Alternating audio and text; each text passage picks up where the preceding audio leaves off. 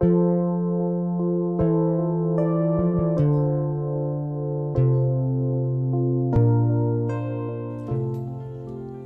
de Jésus-Christ selon Saint Luc, chapitre 1, le verset 26. Nous allons étudier un peu l'importance de Marie. Marie, qui est un modèle pour nous.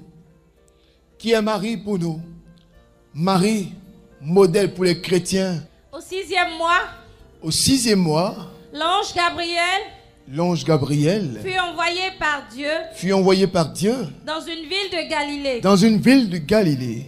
Appelée Nazareth.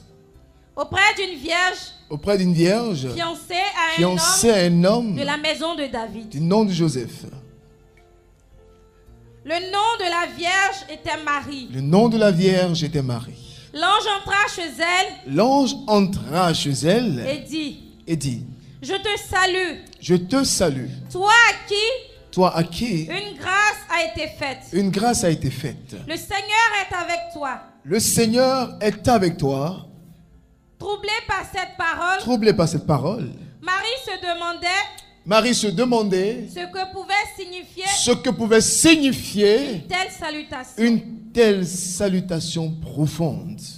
L'ange lui dit donc, ne crains point, Marie, car tu as trouvé grâce auprès de Dieu. Et voici, tu deviendras enceinte. Voici le projet. Et voici, tu deviendras enceinte. Quelqu'un peut dire, voici, je deviendrai enceinte. Et tu enfanteras. Quelqu'un peut dire, voici, je deviendrai enceinte. Maintenant, il faut que tu déclares ce de quoi tu seras enceinte. Tu peux être enceinte d'une maison. Tu peux être enceinte d'un mariage. Tu peux être enceinte d'un travail. Tu peux être enceinte d'une bénédiction rare. Et tu enfanteras un fils. Et tu enfanteras un fils. Et tu lui donneras le nom de Jésus. Et tu lui donneras le nom de Yeshua. Il sera grand. Il sera grand. Et sera appelé. Fils du Très-Haut. Fils du Très-Haut. Et le Seigneur Dieu lui donnera le trône de David son père. Il régnera sur la maison de Jacob éternellement. Et son règne n'aura point de fin. Marie dit à l'ange. Comment cela se fera-t-il puisque je ne connais point d'homme, puisque je suis vierge? L'ange lui répondit. L'ange lui dit. Le Saint-Esprit viendra sur toi. Et la puissance du Très-Haut te couvrira de son ombre. C'est pourquoi le Saint-Enfant, puisqu'il vient de Dieu et que Dieu lui donne cela par la puissance de l'Esprit, c'est pourquoi ce Saint-Enfant qui naîtra de toi sera appelé fils de Dieu. Voici Élisabeth apparente a conçu. Amen. Elle aussi. Bien-aimés frères, bien-aimés sœurs, Marie, notre mère, est un modèle d'amour pour nous, un modèle de foi pour nous, un modèle d'espérance, un modèle de conversion, un modèle de conviction. Marie est un modèle d'amour parce que voici quelqu'un qui est engagé avec un homme. Ce n'est pas un jeu. Les deux parents se sont déjà rencontrés.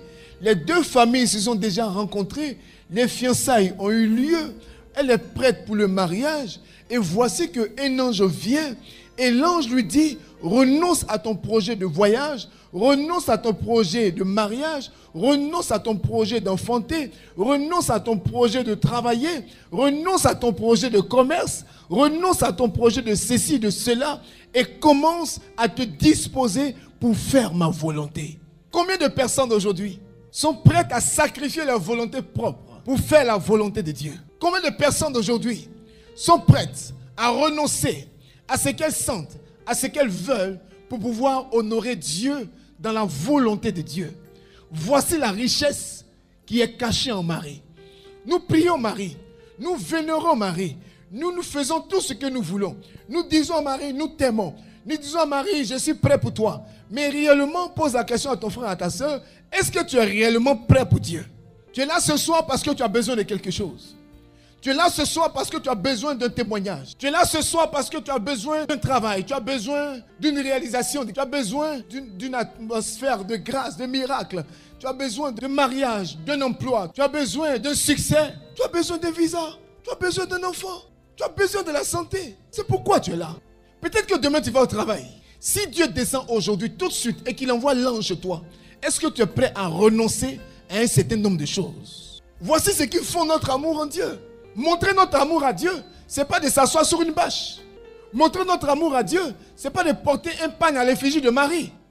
Mais montrer notre amour à Dieu, c'est dire à Dieu que le patrimoine que j'ai, je suis prêt à le céder quand tu rentreras dans ma maison. Marie est remplie de royauté. Marie n'est pas n'importe qui. Et l'ange vient chez Marie de la part de Dieu. Mais Marie est prête à céder tout son territoire. L'ange vient chez Marie avec un projet. Marie a elle aussi son projet. Mais après avoir écouté l'ange, Marie renonce à son projet. Elle demande à l'ange, comment ce que tu as dit là va-t-il se faire? Est-ce que quand tu écoutes un enseignement, à l'image de Marie, à la suite de Marie et dans les pas de Marie, est-ce que tu es prête à dire à Dieu ce que tu as dit là? Comment est-ce que ça va se faire? Parce que je suis prêt à renoncer à ça et à ceci. La chose la plus importante n'est pas de venir demander des dons, n'est pas de venir recevoir des grâces. La chose la plus importante n'est pas de venir dire à Marie, donne-moi un mari. Le plus important n'est pas de dire, donne-moi un visa. Le plus important est de comprendre. La parole que je suis en train de comprendre aujourd'hui et maintenant, qu'est-ce que ça produit dans mon cœur? La parole que je suis en train d'entendre, que je suis en train de comprendre, est-ce que je suis prêt, moi aussi à mon niveau, à faire des concessions? Quelqu'un m'entend ce matin? Tu as besoin de l'amour de Dieu dans ton cœur. L'amour de Dieu a soutenu la foi de Marie. Marie était pieuse. Marie aimait Dieu. Et l'amour qu'on a pour l'œuvre de Dieu, l'amour qu'on a pour Dieu, nous permet de pouvoir prendre de bonnes décisions. Si tu as Marie dans ton cœur, l'amour de Dieu viendra dans ta vie. Et si l'amour de Dieu vient dans ta vie, l'amour de Dieu va te favoriser dans ce dont tu as besoin. Mais si l'amour de Dieu n'est pas dans ton cœur, Dieu ne voit pas l'intérêt de te bénir. Dieu ne voit pas l'intérêt. Marie est pleine de grâce. Marie est remplie de grâce. Mais pour que la grâce de Marie puisse arriver vers toi, il faut que tu sois pauvre de grâce. Mais pour être pauvre de grâce, il faut être pauvre d'esprit. Pour être pauvre d'esprit, il faut être rempli de l'amour. Si l'amour de Dieu n'est pas en toi, comment tu peux te lever pour faire une messe pendant qu'il est 6 heures? Si l'amour de Dieu n'est pas en toi, comment peux-tu pardonner à quelqu'un pendant que tu sais que tu as raison? Si l'amour de Dieu n'est pas en toi, comment peux-tu t'asseoir pendant que ce temps est véritablement un bon temps sexy? Est-ce qu'il n'y a pas des gens qui ont voulu venir à la prière, toi qui t'ont appelé pour dire que ce n'est pas la peine? Le temps est trop beau. Je ne peux pas aller perdre mon temps sous les bâches. Alléluia. Marie est privilégiée de Dieu. Et elle a privilégié Dieu dans tout ce qu'elle faisait. Dans sa manière de vivre. Elle reflétait le modèle de foi. Là où les gens pensaient l'abandonner, Dieu ne l'avait pas abandonné. Bien-aimés frères, bien-aimées sœurs, Marie est visitée par l'ange. Marie est touchée par l'ange. Marie écoute ce que l'ange lui dit. Mais ce qui va marquer l'ange, et ce qui pour nous est un enseignement, c'est l'attachement qu'elle a à la parole de Dieu. Le premier signe, c'est l'amour qu'elle a pour l'œuvre de Dieu. Elle aime Dieu. Elle est disposée. Mais le deuxième signe, c'est l'attachement qu'elle a pour la parole qui a été proclamée. L'ange lui a parlé, elle n'était pas obligée de croire. L'ange lui a parlé, elle n'était pas obligée de dire oui. L'ange lui a parlé, elle avait la possibilité de dire non. Quand Dieu te parle, que Dieu t'adresse un message, tu as la possibilité de dire oui ou tu as la possibilité de dire non. Marie, comme toi, a eu cette possibilité.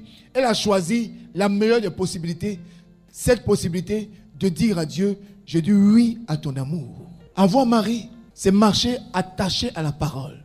C'est avoir la conviction de cette parole qui est attachée à nos cœurs. C'est cela qui fait la faveur de Marie. Merci pour ce cadeau béni.